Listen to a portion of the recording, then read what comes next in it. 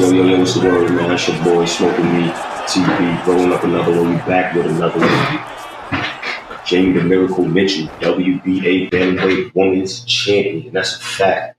Jamie, what's going on with you? Hey, how you doing? Everything good. You know what I'm saying? Like, you already know, like this lady right here is an inspiration to me and a lot of women out there. You know what I'm saying? We gonna, you know what I'm saying, pick her brain a little bit about how she came into the game, her childhood, all of that good stuff. You know what I'm saying? What was your childhood coming up leading to you starting to fight in the sport? And my childhood was pretty tough, got taken away from my mom when I was 10 days old due to her drug addiction. From then on, just got put in foster care until I was 18, basically. Child abused, starved, beer put in my bottle, and God knows what happened next type situation. Then by the time I was 10, I was like basically damaged goods, that was my first fight I ever had with an 18-year-old. Just kind of like bullying me a little bit, bothered me. Every time she seen me, it was always something. And everything I went through just kind of like came out. I just snapped. So then once I seen that I could fight kind of good, I just started liking to fight, like always on the streets fighting, always sometimes like twice a day having fights. Then I became, 14. I ended up putting somebody to sleep for like 6 months. Just was in a tight situation, never like being told what to do, never like being controlled. And that's the type of situation I always lived in. And it got to a point where it was just a little bit too much for me, So we caught ourselves trying to run away. We didn't really even get too far at all, but before we even got a chance to run, I actually ended up slamming somebody's head into like a metal pole. And I didn't realize the damage that I did, I was just being like a wild kid, and ended up being put in Los Angeles juvenile hall facility for about 2 years after that. And then they told me, we'll let you out, but you got to leave the state, you got to leave California. Pretty much they quoted me as like a bad child. Yeah, so then they shipped me to Texas. I did really good in the program. I excelled, really never really got in trouble. Certain situations happen. As some may know, that Texas is like really racist state. And I got called a nigger, and back then I didn't know that anybody, no matter what your nationality is, could be a nigger. And I ended up beating her up or whatever, and ended up breaking her jaw. I was like, shit, I always had like a lot of strength and power that I never really had no business with, So, once I broke her jaw, I kind of like scared myself, So then they have in that program where you talk about what you did wrong, what you could do differently, blah, blah, blah, blah. And, even as a kid, I never really believed in that kind of like, I did what I had to do for that moment, So they never really took that route with me. The owner ended up asking me, what can we do to get you to stop fighting? It seemed like every time we look up, you always in some type of altercation. So I said, I want to box. And I don't know where it came from. I just said it, And so he's like, that's what you want to do? I said, yeah, that's what I want to do. So the next day, he put me in the gym, but the conditions were, don't do this, don't do that. But basically, as humans, we're not perfect, so I was going to end up doing something wrong. But the next day I went to the gym. It was actually Savannah's Boxing Club in Houston, Texas. And that's where I started. The very first day, they threw me in the ring. Made me sprawl. I was 16 years old, made me sprawl with a 32-year-old girl. She was seasoned. I was new to the boxing industry. And, everybody was calling me Mike Tyson's daughter. And I'm like, shit, I don't know how to box. I know how to fight, but I don't know how to box, So, ever since then, I just fell in love with the game of boxing. I just felt that was my first love, So that's what, how we got here. Speaking of you. All right, now, definitely. So they snatched you up, and would you just start fighting automatically in the amateurs? Yeah, well, it was kind of like stop and go at first, because obviously I said the word damn and they took me out like about 2 months later. So I really never really got to follow through in Texas. But when I left that program and went back to LA, I ended up going to a gym in Pasadena, and my road for boxing was basically, here, we can give you some gloves, go hit the bags. No guidance, no instruction. How do you hit the bag? How do I step? How, you know what I mean? It was just go do it. So I took that little instruction and I just ran with it, you know what I mean? And so me and my moms, we got into it or whatever. So I had moved from LA to the Monterey Bay area, over in San Francisco area and all of that, about 2 hours away. And that's when I really, really took off with boxing. They had a gym out in Salinas, California called the Bread Box. And they moved it to their own facility not too far away from the Bread Box. And the coach at the time was known for breeding, like, every fighter he bred was like the next up and coming, So that's how I really, really got put on. I had my first amateur fight in 2009. So, yeah. All right. Then you tried out for the Olympics. Yeah, I tried out for the Olympics. I tried out in 2012. Got all the way to the finals and lost to Christina Cruz, actually. Then I tried out again and got gold medal in Baltimore, Maryland in 2016. Got on some cards with, I don't know if you're familiar with Queen Underwood. Yeah, she was one of the first women Olympians. Fought on the same card as her, got best fighter. My career, it took off, you know what I mean? But nobody really explained to me. I was just really fighting just because I love to fight, you know what I mean? Nobody really explained to me. Obviously, you know what the Olympics is when you hear it, but the in-depth of it as a child, you know what I mean? As coming up in the amateur game and stuff like that, nobody really saw. I was just like, shit, I'm going to go there, I'm going to do this. Nobody really prepared me for fighting in high altitudes. When you go to Colorado and you step off the plane, you feel like you're still in the air, you feel like you're suffocating, you know what I mean? So those are just like little scenarios that nobody really prepared me for. So, back in 2014 or 15, I came to Vegas. And I got sent out here by a guy, Kenny Adams. He's like one of the, he's trained a lot of great fighters, like big names. And I had a chance to work with him for about a year. And then that's when I really started understanding boxing and overworking, you know what I mean? I mean, came from running 5 miles a day, every day, 5 days a week, to no, that's the stupidest thing you can do. Why would you do that? You know what I mean? So just being able to modify and understand why you're doing what you're doing, not exerting yourself. Okay. And, having a method to the madness and having an ingredient for what you're doing. So I didn't really learn that type of stuff until I came to Vegas, you know what I mean? And then after Kenny Adams was still, he was no longer with the amateur program. You know what I mean? He was more with the pros, Sharif Gary and all those kind of people. So he actually sent for somebody to come from where they were to Vegas, and he actually housed him out here. I don't know, Anthony Chase. He's by far one of the best coaches. You know what I mean? Him and also Dewey Cooper really made me understand certain things and had me really taken off, and that's how I was able to get all these high ranks in the amateurs and stuff like that. So that's what we at right now. All right, cool. And so you've been with Dewey Cooper and Kenny since the amateurs. You were both of them. I was with Dewey Cooper. I was pro by the time I got with Dewey. Right. I was already established as a pro. Now, Dewey Cooper as a trainer, I know he breeds champions. Mm-hmm. How is it working with Dewey? Oh, it's phenomenal, man. Like I said, he's one of the best coaches, in the game as far as boxing is concerned, and UFC. You know what I mean? He's one of the best coaches out right now, you know what I mean? So, working with him is phenomenal. Like I say, it's actually a method to the math. It's not just chaotic, just go to the gym and you have that guidance, you have what you're going to do set out for the day, for the week, you know what I mean? And it's a very strong bond and connection that me and Dewey has as well. Yeah, I see that. Meeting Dewey, you know what I'm saying, interviewing him, I see there's a very, very strong bond and he cares about his fighters. Yeah, absolutely. I see that. Yeah. All right. So now he with Dewey Cooper. Mm-hmm. You know what I'm saying? With a couple of fights. they take a I guess what I call it, what I tell people all the time is they underestimated you.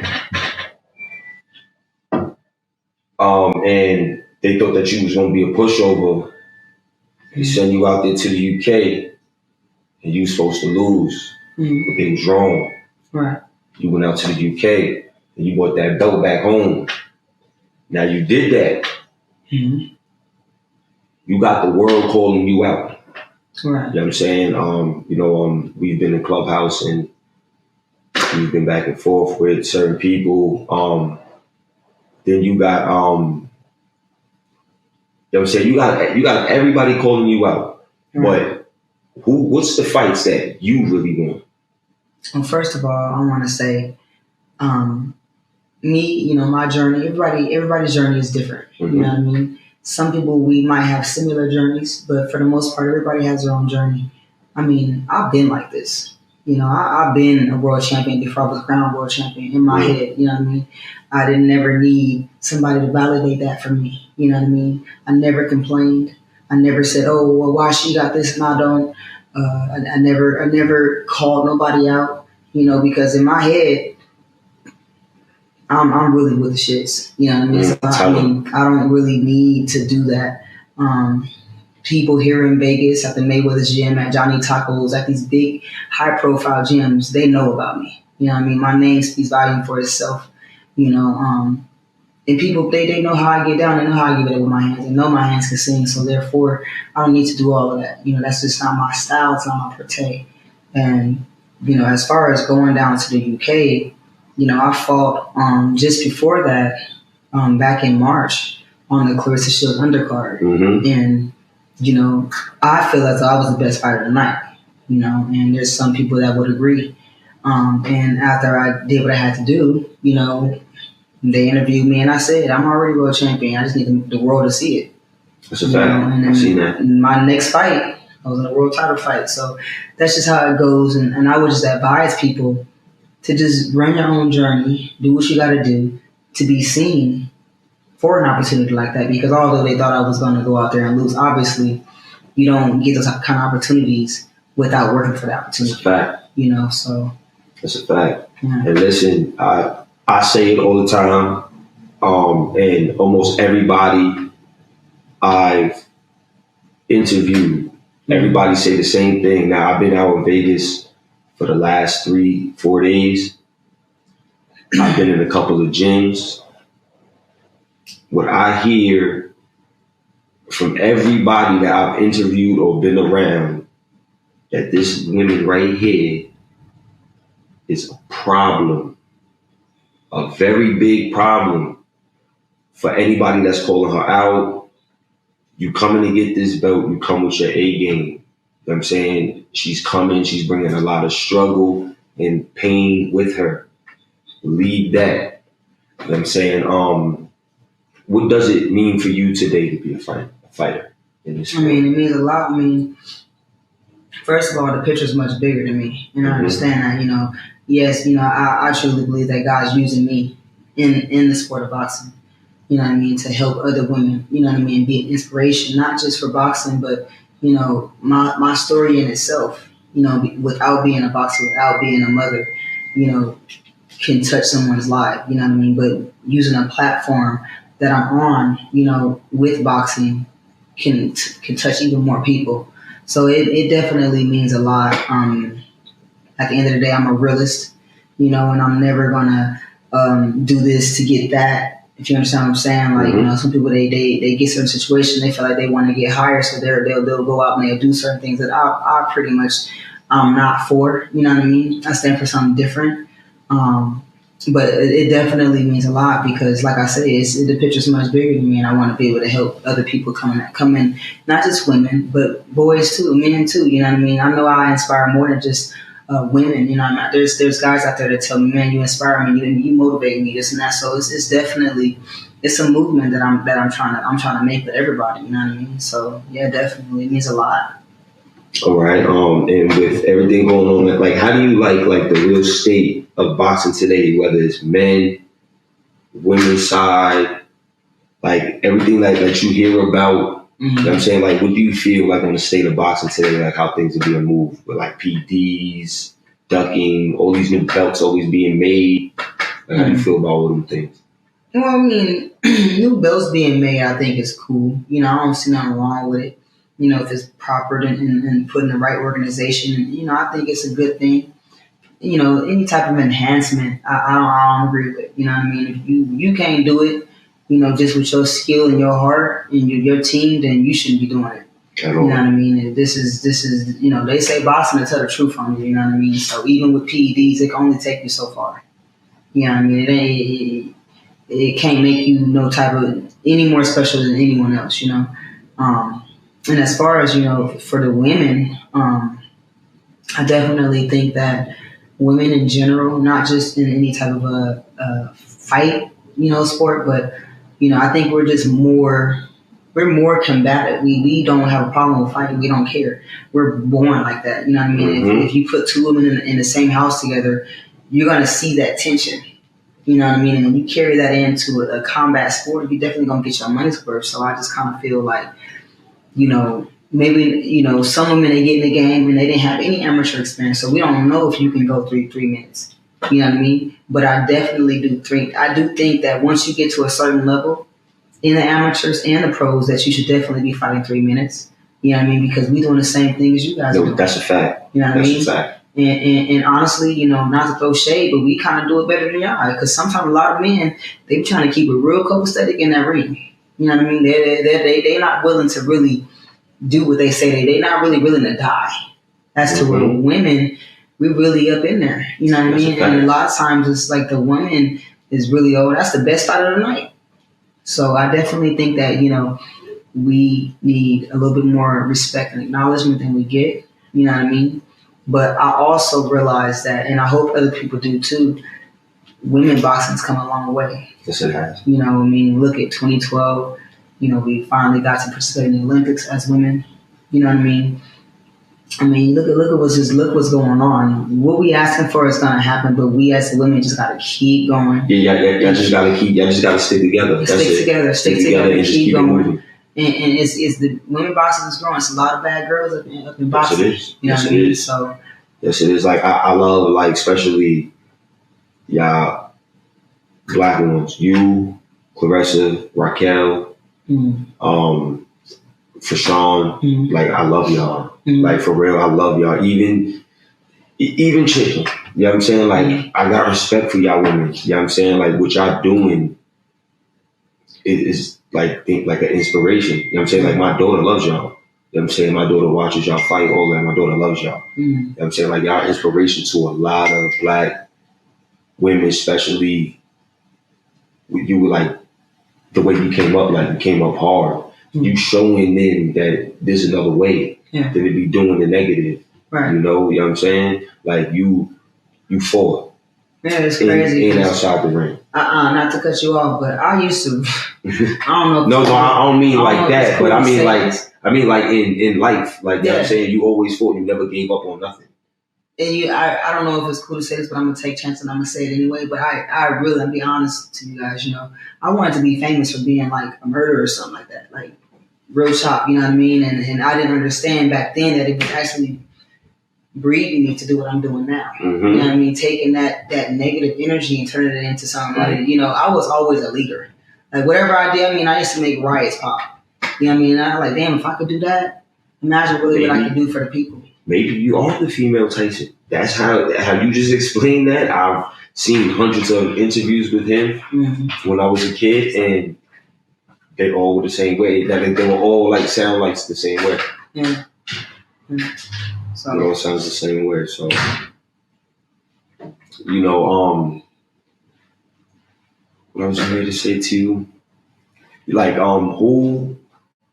are the fighters that inspire you to do it? Mike Tyson, Muhammad Ali, Sugar Ray Leonard, Queen Underwood, Roy Jones, you know, Mayweather, Tank, Clarissa Shields. There's a list of people, you know what I mean, that I really admire and respect and look up to. You know what I mean? So yeah. So peace to all of those fighters right there. I love all of those fighters that you just named. When it's all said and done, and you like, you know what, I'm done with this, I'm not gonna fight no more. What do you want to be most remembered for? Being real, being a hard worker, being phenomenal every time I stepped in the ring, no matter what was going on, and just being a gladiator. All right. And, what's that dream fight that you looking for? Like whether it's right now or in the future that you like, yo, nah, we gotta get it. Well, Ebony Bridges just fought. That's why it took so long for me to get in, because I was watching her fight and I was catching up on some rest as well. So Ebony Bridges just fought. She won. She got the IBF world title. So that's definitely a fight that I definitely want. I want to be victorious in, and I know I will be victorious in. So yeah, that's definitely something I feel like will take me to the next level. Oh yeah, nah, definitely. I ain't saying this to be biased, you know what I'm saying? Because everybody know how I feel about Jamie, but